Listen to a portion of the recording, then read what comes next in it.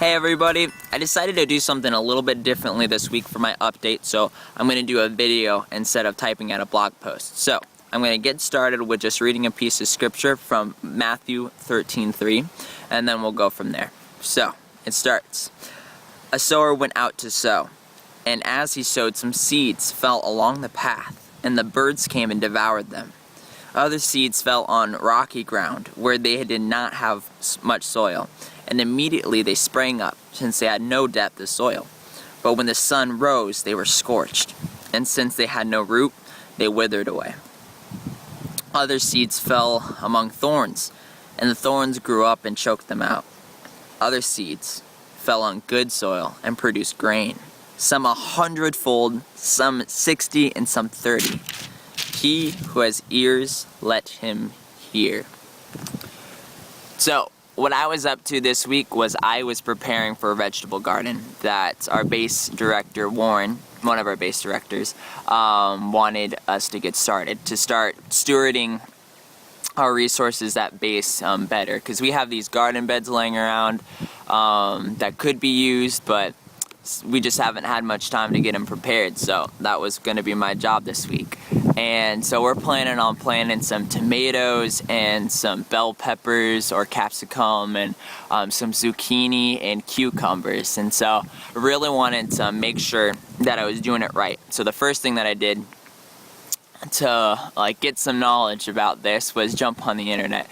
Because if you know me, I don't know much about gardening at all, and so I had to scavenge around for as much information about it as I could. So jumped on the internet, found some reputable sources, and started noticing a trend with just about every single vegetable in every single site that was talking about starting a garden at your home, and that was to make sure that your soil is good soil. And so, but what's good soil? You want to make sure that your soil has the proper nutrients, that it's nice and dark and rich, and that it's not hard, but that it's nice and soft, so that when the plants are growing, the roots have enough space to go through. And you want to make sure there's not a lot of rocks in there, because the plants, they don't get any nutrients from the rocks. The rocks just get in the way. And the same thing with really large pieces of sticks or wood or stuff like that as well. And you also want to make sure that you give your plants enough room to grow in that soil, and so just different stuff like that. But the soil is just really essential for the plants to grow. And if you don't have good soil, then chances are your plants aren't going to go anywhere. And so all this week I was preparing the soil. I was digging down deep, making sure that there weren't any rocks, and making sure that there weren't any pieces of wood and stuff like that. And as the week was progressing on, in my quiet times, I had arrived at this chunk of scripture, Matthew 13.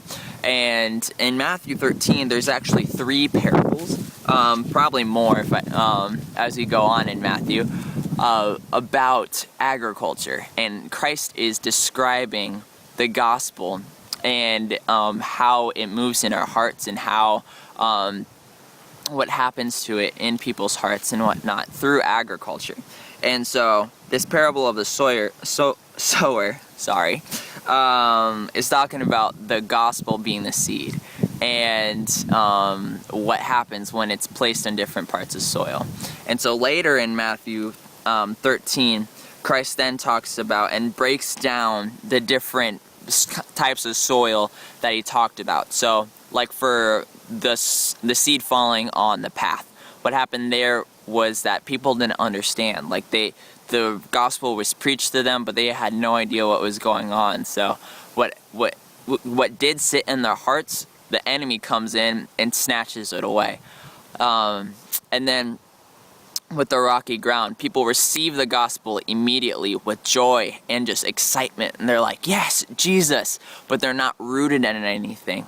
They don't have roots in the word or in community or in fellowship. So they at this first sign of persecution, or people looking down upon them because they believe in the gospel and Jesus and stuff like that, their hearts are quickly like dismayed and they turn away from the gospel because they aren't rooted in the things that keep us having faith in the Lord and keep us living a life for Christ.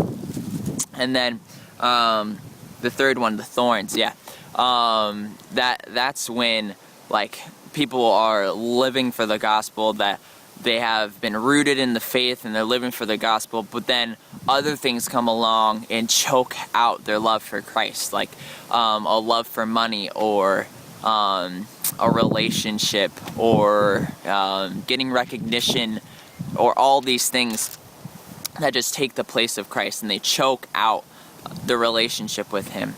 And but then there's the last one. There's the good soil. And what happens when there's good soil? When there's soil that is washed in the Word, and the Spirit has come in and taken out the junk of the rocks and all the stuff that's getting in the way, like pride or idols or stuff like that. Then it grows, the gospel grows, and it doesn't just grow up into one plant, it creates fruit. It grows into a huge apple tree with apples going all over the place, and then those seeds going down, and it creates tons and tons of fruit, and other people coming to the know of the Lord. Not because that apple tree is awesome, but because Jesus is awesome, and the gospel is awesome, and it is working through that apple tree, which would be us.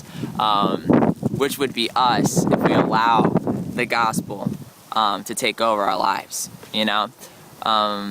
I was reading in a devotional before a while ago, and it talked about how we can't assume that we are the good soil, because I know for a fact that I do often. That I read in this passage and it's like, oh, I don't have anything to worry about. I'm the good soil, like, I don't have any problems or anything like that. In my pride, which is a huge problem, thinking in that way.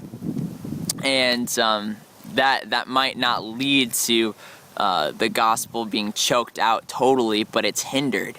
When I have those thoughts, when I'm thinking, oh, I don't have any problems, I can do this, I can live this life, then I'm not living out what the gospel is really talking about. I'm not living out the fact that I'm dead in my sin without Christ. And so that's been a really convicting thought this last week. And the Lord's encouraged me in that, and just showing me that this week His kingdom is so backwards that the lowly in heart, He makes them the highest in His kingdom, and that I have to be dependent on Him to truly live a life for Him. And so I just encourage you to think about, to read that passage in Matthew 13:3 on to like 23, and just really think about where you are at, just where your heart is, where your soil is, what kind of soil your heart is right now, and just let the Lord work in that. Right now I'm probably resonating most with the thorns, and allowing things to just kind of choke out my love for Christ here and there. And so I'm just praying that the Lord would remove those thorns. So I really encourage you to do that, and just sit with the Lord for maybe 5 minutes, 10 minutes right after this video, and to think about that. So that's all I have for you guys this week. I pray that the Lord has blessed you through it, and that you have an incredible rest of your week.